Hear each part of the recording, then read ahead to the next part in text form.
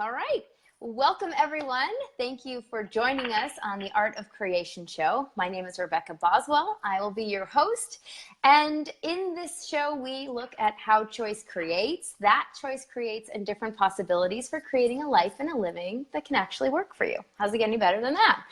So today's guest, Megan Silitto, she is besides being a professor, Magic Pants, she is also a group facilitator, international speaker. She travels the world cultivating and looking for playmates to have more fun in the world and to create having it all and that absolutely beautiful, magical, ridiculous life where you get to have everything that you choose to create and even more that you haven't even known that you'd like to create yet. So Megan, thank you for joining us today. Today our topic is using magic to create. So welcome. Thank you. Thank you so much for having me. I am such a whore for creation. And so the Art of Creation show comes knocking and I gotta play, and add my special magic to it. But yes, I love creation so much. So when, I know when I used to think of magic, I would think of the magician conjuring a rabbit from a hat, or maybe getting out of ropes and chains, or maybe going back a little bit more in history where it's, there may be, using, maybe it's magic more of conjuring and wizardry and spells, those kinds of magic. And what is magic? What do you know about magic that you like to play with? With your clients, in your life, with everybody here in the episode? What is magic in your world? What can you invite us to? Thank you. That's a fabulous question, and I answer it different all the time because I feel like what we know about magic is so tiny compared to what it actually is.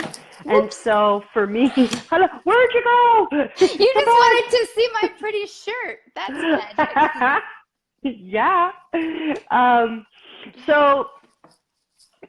It means it's interesting because you're asking me to define the undefinable, right? And so, but what and this isn't an attempt to define, it's an attempt to point you in a direction of a sense of an energy, a sense of awareness about what magic can be, what it is, and what it can be for you, and then what. And so please continue to ask. And one of my favorite ways to learn about anything is to teach or facilitate to create something. And when magic tapped me on the back and said, hey, I want you to be a voice for me, and I was like, really? And I had been trying so hard to be professional and to be taken seriously as a coach and all of that. And then magic comes in and goes, I want you to talk about me. And I'm like, no, I'm just starting to become legitimate. What are you talking about? So, I love it. But one of the things that happens, last year, my Live Your Magic class, my signature event that I created only a year ago, took it to 5 cities. And every time, one of the things I began to realize is I was co-facilitating with magic, that it wasn't just me. There was something coming through the space that was not me. And with every class that I taught, I became more aware of magic and more aware of what it is and what it isn't, and sort of letting go of old definitions and morphing into something really more expanded. And one of the awarenesses that I have is that magic is a consciousness, just like money is a consciousness, just like anything. And it's we can turn on that consciousness within ourselves because we are the fabric of magic. We are the fabric of stardust. So there is an energy and a consciousness of magic that is just us, but there's also a consciousness of magic in the universe, in every molecule, in the earth, in the elementals, and we can call on that consciousness in our behalf, to change anything, to support us in changing whatever it is that we want to change, to support us in creating whatever it is that we want to create. to support us in destroying whatever we want to destroy. And for me, what that means is that I can change the frequency of a thing. And that's what the consciousness of magic can do, is change the frequency of a thing. So yeah, like I see people do spells all the time that work. You know, they're just calling on the consciousness of magic. The spell called Ask and Receive is a form of a spell. You know, it's just a little bit more open and a little bit less didactic, is like, you know, bat wings or whatever, you know. So for me, it is a consciousness, and it's a consciousness that we can use in our behalf and to our advantage to change the frequency of a thing. So you're actually tapping into it and then using it and kind of co-creating from your being with those energies that you then become aware of, that you're calling magic. Yeah. Is that what I heard? Cool. Mm-hmm. Yeah. And Julie, magic is the very fabric that binds the world together. So awesome. Yeah. So you kind of hinted there, you know, like I was finally getting legitimate as a coach, and then magic came and tapped you on the shoulder. And so, you know, I know one of your missions is, like you said, to find more playmates and to create more fun. And your event, Live Your Magic, is really very engaging, very physical. It really kind of brings you on this journey of finding, you know, what that space of magic is and really playing with it. So when you were making that shift from like legitimate to actually changing the world, right? Isn't it legitimate so funny? Legitimate people very rarely change the world, I found. Yeah, the irony there, I love it. It's not lost on me. So like, what was there sort of this, was there sort of just this moment of letting go to be like, you know what? I am willing to be the Jester of Consciousness I truly be. I am willing to go on this circus of consciousness, and even if it looks completely different than I thought it would, I'm going for it. Or like, can you share that process with us? Because I'm sure there's no one else out there who is attempting to be legitimate. And I just wonder if there just happened to be just one person who was still trying to be legitimate and not willing to listen to that tap of magic on the shoulder. What can you share from your experience that could maybe give them a little bit more space to see what else is possible for them? First of all, I'm stealing Jester of Consciousness. I just want you to know right now, I freaking love that. Hashtag Jester of Consciousness. Awesome. The thing that I learned a really long time ago is that change, transformation, and awareness comes through play. And it comes through like not having a seriousness of, like, you've got to kind of eliminate that and get into the circus, and that's where the transformation is. It's not in the serious, it's not in the legitimate, you know. And it's like, and it's interesting because even like my whole birth story, there's this whole thing around being illegitimate, right? And so it's like, so I was trying through my whole life to be legitimate, and I was always destined to be illegitimate in a way. But like, as you say, change the world. Because, like, you know, it's kind of like what Mae West said, something about like good women, good ladies never, very rarely world changing, or something like that. I can't remember how it goes, but like and that process, you know, is kind of funny because I was trying to become a professional speaker, and I remember like putting on the suit, right, and doing the stuff. And I literally felt like I was in drag, Rebecca. Like, I was like, oh my gosh, who is, like, what is this? You know? Yes. And it's like, I would feel more comfortable in a pirate suit than this freaking thing I'm wearing here.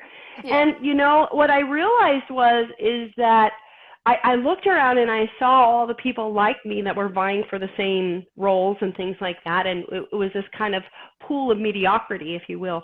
But the speakers who were garnering 20, 30, 50 grand a speech, they were the weirdos. They were the ones that were being themselves. They would walk out on stage in a Hawaiian shirt. You know what I mean? And it's like, because they live their life in such a way and that they transform something, who they are, and this is just who I am, and they would just show up as themselves. And that's what we actually truly get paid for, is to be ourselves. Oh, by the way, that just happens to be the most transformative thing we can be. So it's been a process, Rebecca, of like coming out of coming out of many, many closets. You're probably familiar with Catherine McIntosh. I coached with her for a little while as I was launching Live Your Magic. And she said, Megan, you've always been selling magic. You've just been selling it in the back of the store. You just made it your storefront finally. And I was like, oh my gosh, how many closets am I going to have to come out of? And I'd like to say that that's all done now, but like I just brought Ireland on for Live Your Magic this year.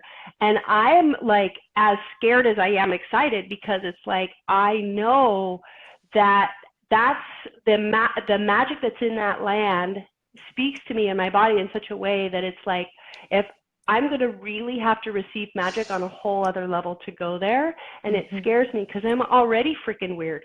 And you know what I mean? And like, I've opened up Pandora's box. I can't go back. Yeah, that's that interesting thing about awareness and consciousness. You can't unknow it. Can't put it back in the box or shove it back in the closet.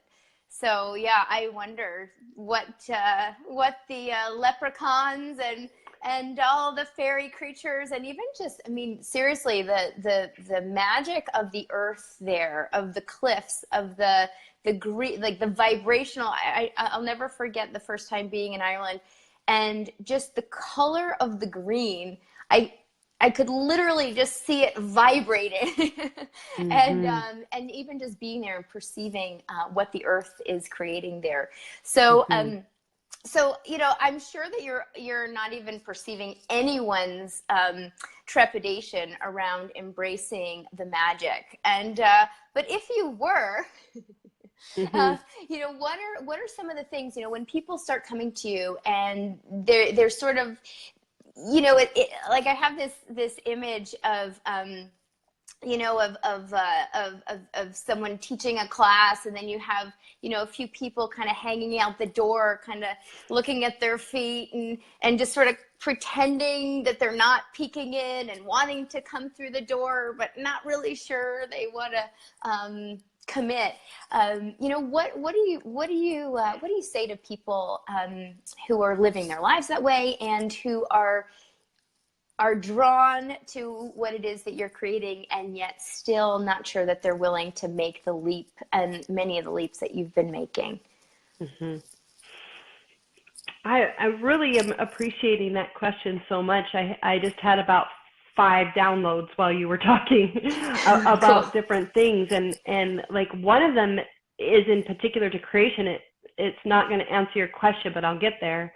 But I want to say it because it was really cool. It was like, anytime you create something that changes blueprints, that changes like the dynamic or the fabric of how we work, like the people who created the internet, the iPhone, like that, that changed everything. And it's like, when you bring something in that's that different or that weird, you really have to be the space of what you're creating in a really big way. If you're just like doing a different version of a widget that's been sold 50,000 times in 50,000 ways, you could just throw out a marketing plan and whatever and make your widgets and go. But there's something that's very unique as a creator to bring something in whose time has come on the planet, who is it's now the time for, and it's a game changer. And I believe that taking magic into the fabric of who we are is a game changer on this planet.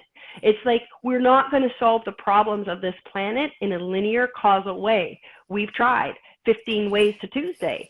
You know, it's actually magic that's going to take us there, because it's outside of logic, and it's that capacity to change in an instant and like move things and grow things. And when you are the purveyor or the creator or the channel for something like that, there's a whole other level of being the space of what it is that you create. And it's like entirely different, you know? And what I would say, it's a really interesting thing, because I have two two things to say directly about the question, which is that that's been one of the difficult things for my hosts in enrolling, is that people, they see the video, they see the traveling circus that it is, and we are all attracted to the traveling circus, right? It's like, oh my gosh, that looks so fun. It's Harry Potter, that looks so fun. But you know, when you're actually walking up the steps of Hogwarts going, what the F did I get myself into? You know, that's a whole other thing. And that's what happens a lot, is people get really excited, and they literally, like, their fear of magic, their implants against magic, all of that begins to kind of bubble up. And my hosts have to be really the space of letting go of the points of view of magic to actually facilitate them. There's a facilitation that goes on with my hosts that's different, I think, than hosting other classes, in that they have to be a really different space. Once they get in the classroom, though, I got them. And it's like something that that one of my participants actually said today, is like, I've never seen a class where every single person participated. Like, like once they're in, they're kind of in, and it's like, yes, this is who I am, and I know it. And you, when you're in the space of that much magic, it's really, if you denied it, it would probably be painful, and you'd probably have to leave. So, and then you also ask, kind of in the world, people that are playing peekaboo with their magic, right? Like, and you know what, there's nothing wrong with that, because peekaboo is a developmental game, and it helps develop, it's like we're keeping our magic alive while getting safe with it. That's the peekaboo process. And it's fun, because actually a couple of times it's come up in Live Your Magic, and I've done a peekaboo process, because we've all been doing that hide and seek peekaboo with our magic. And it's a process of just continuing to play peekaboo, but continuing to go, what else is possible? And maybe I can take down my fears and everything else, and really just step all the way into it. And there's just a moment where you go, and this happened to me with Live Your Magic, because it was pretty scary. I'd never taken an event on the road. I'd never, like, taken it to another city, let alone international. Like, I had no idea. And it was just like, there was this place where I just couldn't turn back. I'd played peekaboo long enough, and there was enough magic in me that I could no longer deny it. Yeah. Wow. So I love how you're even taking this thing of fear and you're turning it into a game of peekaboo. I turn everything into a game. So awesome. So that there really truly is this thread of play, and where that creates the deep transformation that you're inviting people to. And you know, I've read where people say they're having so much fun, they don't even notice that everything has changed until after they leave the class. They're having such a good time. So using magic to create, what I hear you saying is the first kind of, if we were going to break this into steps, the first step is really just acknowledging that there is magic, that magic is available, receiving the magic, and then being that magic, choosing to live with and as those energies. So it's almost like you are the magic. You know, we really, like, it's that process of being and showing up and going through, breaking through all those things we've decided about ourselves that keep us hiding or small, breaking through that, and then that shining, that light is really in that space of the magic that you're talking about. So now, where do you like to invite people to begin creating with that? You know, if there are things that people have, you know, been looking at, I'd like to create this, I'd like to create that, and somewhere there's this stuck place. In what ways can they, or what tools might you suggest where they can really start tapping into this magic in a way to launch creation and to, you know, just go for it, like you said? Super cute, because I'm doing a unmastermind right now called the Creatorpreneur Club, and it's a 6-month course in basically exploring what you just asked. So I'm going to do my best to short form it, because there are hacks, there are like shortcuts, right? And that's sort of, I think magic is the ultimate life hack. You know, it's like, how'd you do that, magic? You know, like it is the ultimate life hack. So, you know, for me, I've always been very turned on about people's capacities. Pre-access consciousness, I used to talk about it as genius, and I used to call myself the genius coach. It's like really fostering and bringing people's genius forward. And then I realized it was so much bigger than what everybody had been talking about, and I kind of carved my own path with it. And then coming into access and learning about energetic capacities just blew me to the next universe. And for me, it's really about helping people to discover and see the capacities that they have that are magic, that are uniquely theirs, that when they are experiencing or expressing those capacities, that time disappears. That's one of the things, you know, if you're doing something and time disappears, you are in those magical capacities. So I have some very kind of simple questions that I ask people that begin to point them in the direction of where those capacities are. One is, you know, what would you do even if you never got paid? What do you have to do even if you never got paid for it? That's a really good question. Mm-hmm. What did you love to do as a child when you did it, time disappeared? You know, what is it that you do now as an adult that you have more energy after doing it than before? Because when we're in our creative capacities, it's generative and it creates more energy. So those are, I mean, I have a whole series of questions. If people go to my website and sign up for my newsletter, they'll get a free book that has all these questions in it about pointing people in the direction of where those energies are. Because I find, Rebecca, that when people get the experience of this is me and it's unique and they see that it actually helps other people, it's like they can't not create, kind of. And that's not to say that, you know, things come up for me all the time about creation, is it enough, blah, doubt, blah, blah. But when my capacities are turned on, I kind of don't give a crap. It kind of takes that editor out when I'm in that space. And that's really what I create in the space of Live Your Magic. Is there's something in me that one of my magic capacities is turning on people's capacities. It happened since I was a little kid. Just standing beside somebody, stuff would come out of them.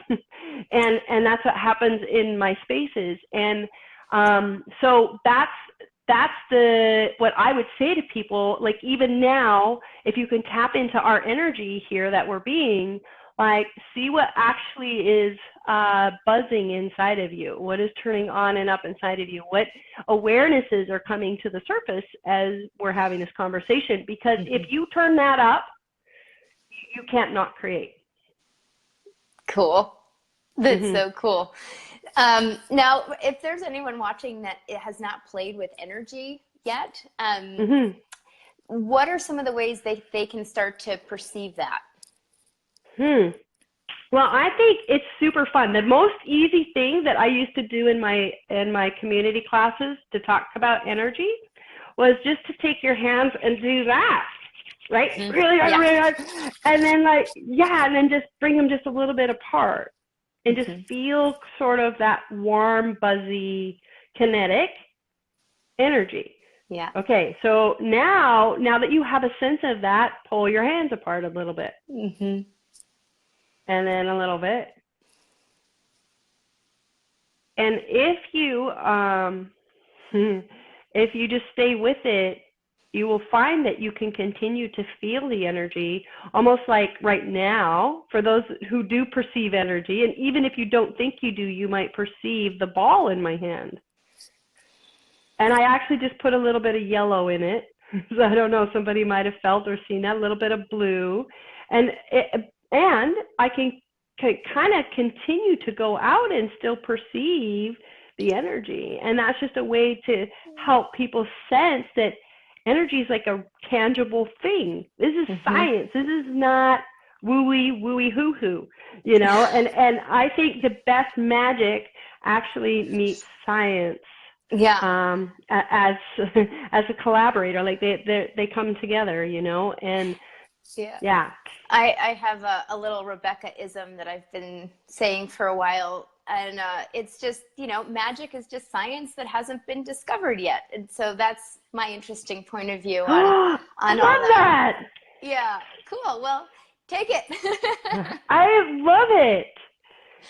So, so I mean, really, what would it take, what would it take for more people who are involved in the sciences to begin asking, really looking at this with inquiry and, like, what would it take to not even require the science and just to know?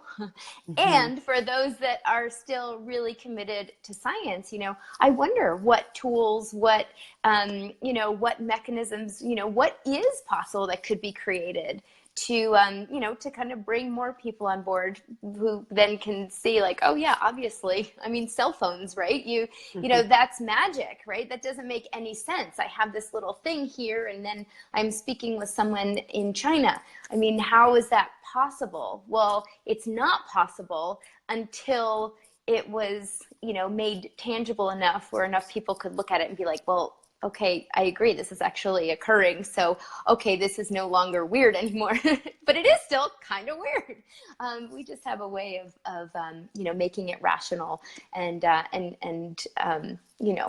giving our little brains something to hang on to.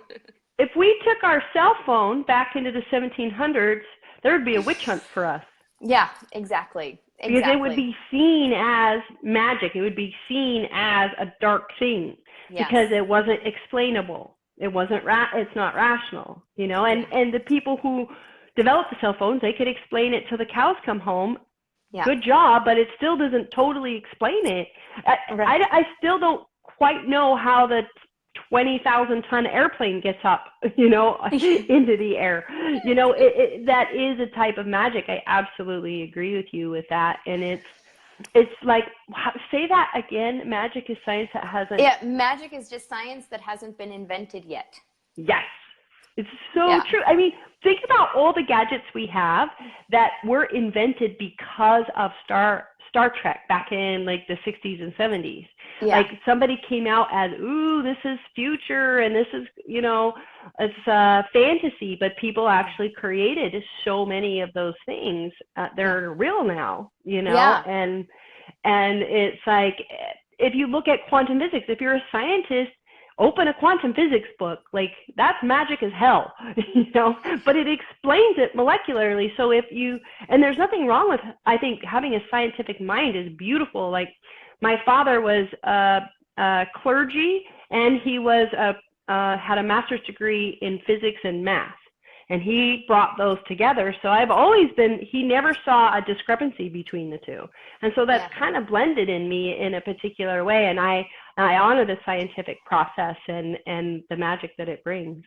Well, and I wonder too, it's like every time, it's easy to duplicate, right? Or to reverse engineer, to say, oh, here's this thing, let me pull it apart, let me see how it works, and then let me recreate it or create it a little, or like you said, create that widget again, just very slightly different, which, it's different to say, okay, I have a roller skate, I'm going to create a rollerblade, and to say I'm going to create a car and a time travel device. I mean, it's very different, right?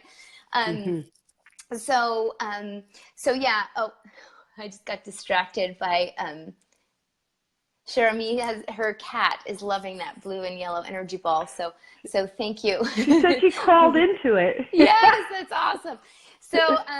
So anyway, it's like, when we look at people who have really innovated, really catapulted and catalyzed something in the area of science, right? There's like this extra little spark or like something that came, right? It's like everything is moving along, and then all of a sudden there's this, in biology you would call it a genetic mutation, but it's almost like some other little glitch kind of comes into the electrical system, and suddenly it's like, oh, wait a minute, I wonder about this, or maybe, what would be created if I gave this a try, or if we looked at this from this this different point of view, or if we turn this upside down, or, you know, how can we look at this in a very different way? And how much are those scientists actually, for a brief moment, departing from the structure that we call science in order to actually perceive something that's very different and then bring it back into, you know, the structure of what we have as science, to be able to now explain it and rationalize it and, you know, figure it out and now reverse engineer it. But like, it's actually whatever those little bits are that shift the, you know, shift the meter, shift the needle, those are actually coming from a very different space, which sounds to me, from what you're talking about, like it's actually coming from that space of magic, that space of consciousness, that space of possibility. Mm-hmm.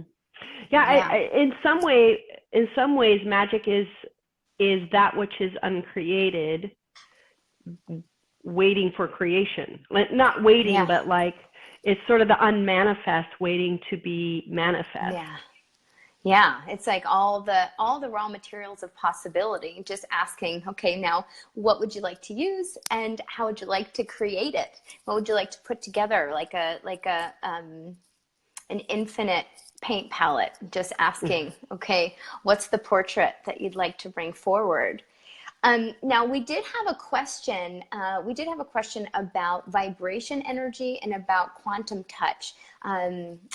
It took me a little while to get to it, but you did talk a little bit about quantum physics and you know, the magic in that. And so, to respond, where would something, you know, how would you respond to this? Is this about vibration energy and quantum touch? Is that related here in any way, or how is that connected? Well, if it's connected, I think the quantum field, I think magic is another way to say the quantum field. Okay, cool. Right? It's the field of infinite possibility, where there's molecules that are waiting for a direction. They're waiting to be tagged to become a thing, right?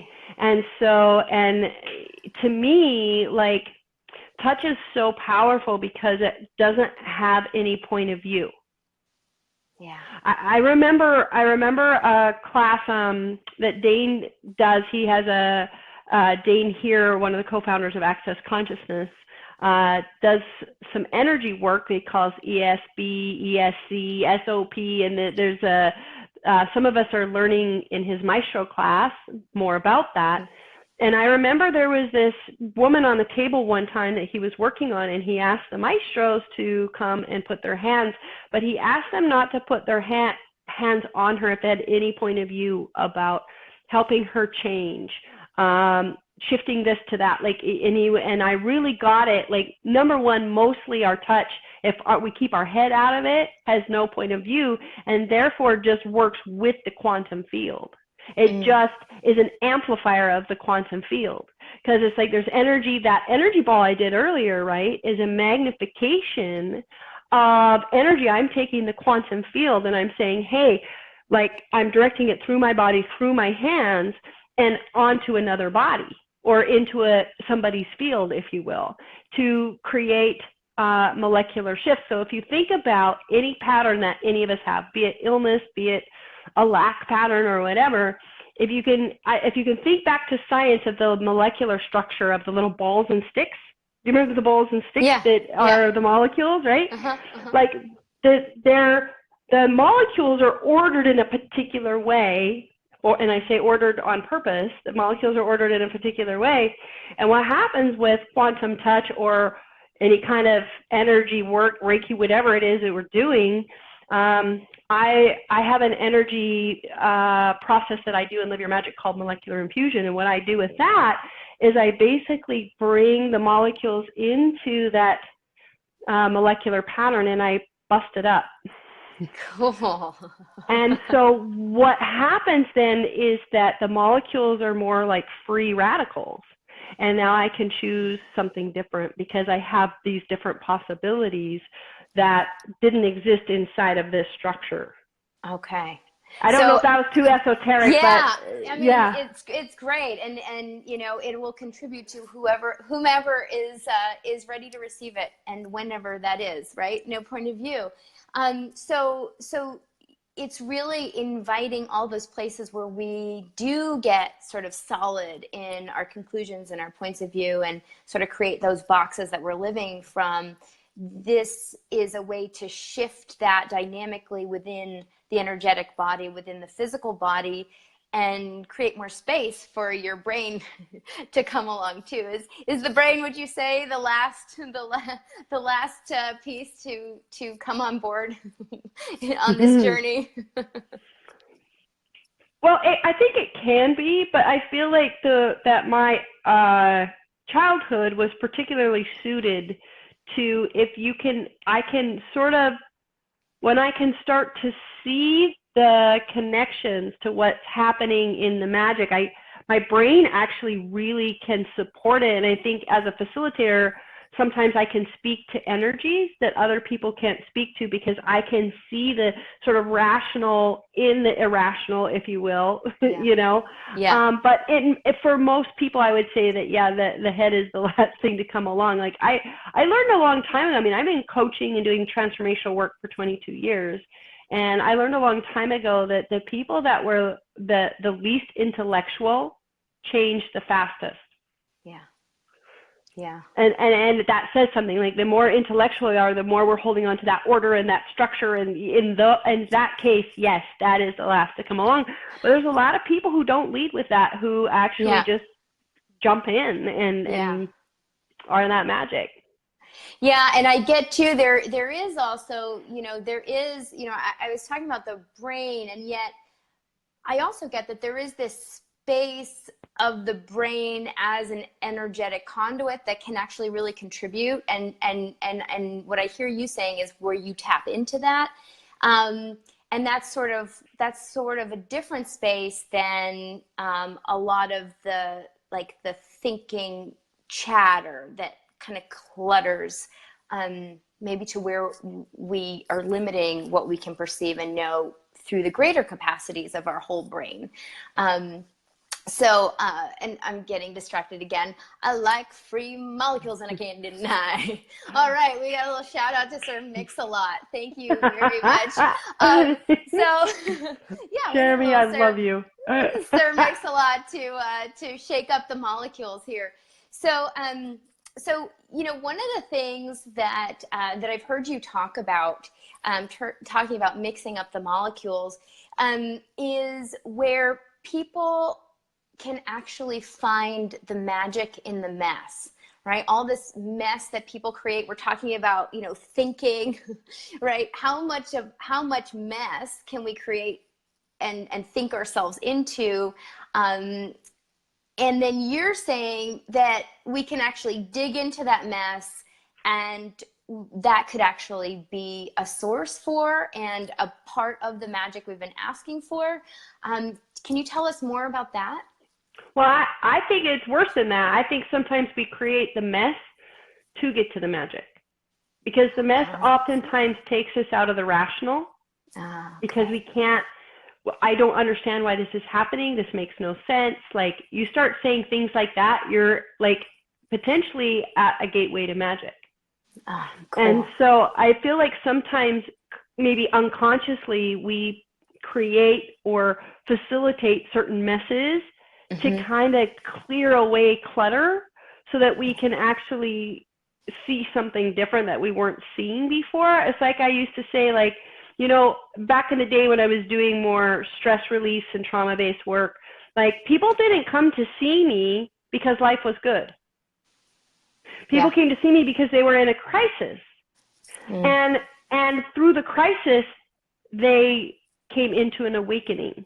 And in the Chinese character for crisis means danger and opportunity, right? And so I think that's really interesting that as human beings, we avoid change like the plague. Our brains are designed, our survival brain, which I affectionately call the croc, that little guy, is trying to keep everything the same.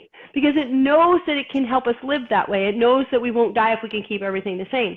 So we have this human brain doing that, and then we have this infinite being going, change, change, change, change. And so it's a little dicey sometimes. And so I think sometimes the being or the infinite being will orchestrate something to help that survival brain like let go of its constructs a little bit. And by the way, it doesn't matter if your life is awesome or your life is a mess. That's prima materia. It's just energy. A wizard creates with all energies. Yeah.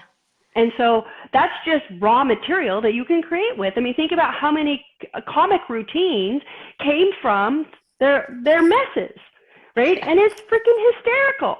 You know, they just took that energy and they just turned it a little bit and it became something different. Energy can't be destroyed. It can only be transmuted or transformed. Yeah. Yeah. So anything that's not working, that's where you can look at it and, you know, what's the gift here that I haven't received yet, or I have not unpacked yet, or what else is possible here that I have not yet considered.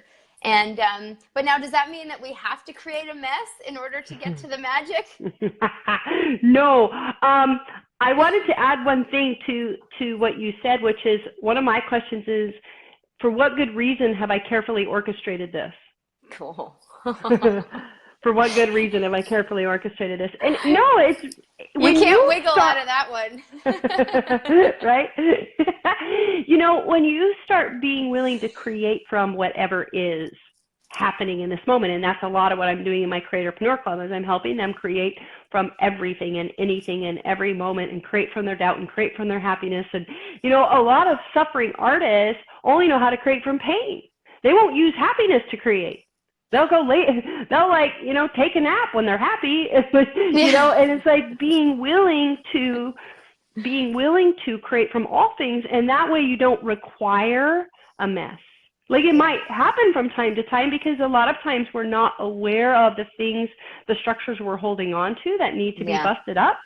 But no, we don't. Here's the dealio. We've spent thousands of years going, how much pain can I endure? Like, tens of thousands of years. And how much suffering can I impose on someone else? I think it's time to give joy a chance, to see what we can learn from and with and create with joy. And that's definitely my priority, is learning how to create from the joy. And if there's a mess, then I get to have joy with that. I get to find a way to play with it and have fun with it. Yes. So what I have a question for you. So was it more of a challenge to go from legitimate to magic, or to really embrace joy when it's like the worst offense for most people on the planet? It's hard to say because I've always been an anomaly. Like, even like before I was really fully being me, like, I was way happier than most people, and people looked at me suspiciously a lot, you know? And so what's true is I think I'm more used to that in a way. But I would say on an internal place, I can feel the loyalties of my genetic heritage at war with me, as I'm like, no, I'm having it all. Like, I get to be happy. I get to have cool stuff. I get to go to cool places, you know, and I can just feel the naysayer energy that comes in, and it is a practice. Years ago, some studies were done, and what came out was that people could only experience, the majority of people could only experience joy for 4 seconds before they sabotaged it. Wow. You know? So if you're out there and you've had like a joyful few hours or a joyful day, like, man, you are beating the odds. Keep going, you know? And like, and I think there's going to be like a momentum shift there of like more and more of us choosing it. It's going to get easier and easier, and we're all going to rise together. Yeah. Well, and that piece of being the invitation, right? I mean, if you're the only one who is choosing joy, and it's cool for everyone to band together to make you naive, to make you unintelligent, to make you crazy, to make you perhaps accuse you of maybe being on drugs or whatever, and yet, right, like the more that we choose it, the more that we be it, then you get more and more people sort of kicking their toes at the door, kind of wanting to come in, right? And it's like, yeah, are you willing to be you, be the magic, live your magic, and be the invitation for all the other people who are there on the fence, desperately desiring to come play too, but just haven't had that tipping point yet where they've been willing to jump. Mm-hmm. Cool. Mm-hmm. So Megan, and just for everyone watching, we are going to, so this is being recorded as a Facebook Live, and when it is posted onto YouTube, there will be show notes. There'll be full show notes. And so there will be all of the different links to things that have been mentioned today in the show, so that you will be able to go and to find those resources and to find Megan. So Megan, as we're coming back to the top of the hour, I'm just wondering if there's anything else that you would really like to share with everyone watching today, everyone watching in the future, about magic, about using it to create, and about really truly choosing to live their magic. Mm-hmm. So I have so much to say, and what's coming right now is the water's warm. Come on in. Come on in. It's really warm. Put your toe in, put your ankle in, because as you begin to do that, and as you begin to feel the sweetness of the magical being you are, you will gently let go of needing to resist it. Yeah. And it's just the other, and the other part of it is like, what's your play? Because if you start playing, if you start doing the things that are play for you, magic will open up. And it's kind of like what somebody said about live your magic. Like, I don't even know when, like, my whole life changed. Because when you're playing, you're not holding on to anything. And things can move about and change. And there's a phrase that one of my mentors uses in creation. He says, it's really important for creators to muck about. And to go, what's this? What's this? And I actually talked about that in the last Live Your Magic. But start playing with what's fun to you. What's fun for you to create? What's fun for you to do? And it's so crazy how starting with the simplest thing that's play for you can open up worlds. Yeah. I had a student once. The only thing that she remembered she liked to do as a kid was climb poles. And she goes, what the hell do I do with that? I'm like, go climb a pole. And she was like, what? She ended up as the cannon girl for Barnum and Bailey Circus. What? Like, so, yeah, like, you just don't know. Oh, my goodness. Talk you about just circus don't of know. I consciousness. mean, she became a professional pole dancer, competitive. She learned the lyra. She basically became a circus performer, because what that one thing she loved to do was speaking to the capacities of her body. Yeah. And as she followed that, more and more and more and more open. Like, don't worry. Like, people try to throw in, well, how do you make money at that? Well, you're going to kill everything if you do that. You got to follow the energy, and as you catch the energy, and as you follow the energy, there'll be a point at which you go, oh, wow, that money could come that way, or maybe it can look like this, or maybe money can come from somewhere totally different. But you've got to give that energy life and breath, and it will show you. Yeah. Wow. What an invitation. So I'm in. So whoever else is in, just if you want to even just say out loud wherever you are, I'm in. And what would it take to really choose and be that energy and see what shows up, right? I mean, that spirit of play of, I'm not sure what's going to show up, and I'm not attached to the outcome, and yet I'm willing to play with the possibilities and to keep playing. Some stuff might show up awesome, some maybe not so much. And thank you for being in. All right, Megan. Well, thank you so much. Thank you so much for coming and spending this time with us and playing with us today, offering a ton of wonderful tips, tools, and questions for people. I'm sure we'll have a lot of people re-listening to this to get a lot of the nuggets from what you shared. As I said, if you are going to watch this in YouTube, you will see the show notes and all the links will be posted there. So I invite you to go and check those out. If you've enjoyed the show today or ever, if you would please subscribe to the channel on YouTube and of course like the page on Facebook. And if you have any suggestions of who you would like to see on the show in the future and have any questions, comments for us, please be sure to send them our way. As always, it's a huge pleasure. Megan, again, thank you for coming and spending this time with us today. And thank you, Rebecca. Thank you for giving me a chance to talk about my favorite topic. Yay! Yes! Yeah, it was so fun. Let's live our magic. And between now and next week, keep choosing, keep creating, and I wonder what we'll discover next. Bye-bye.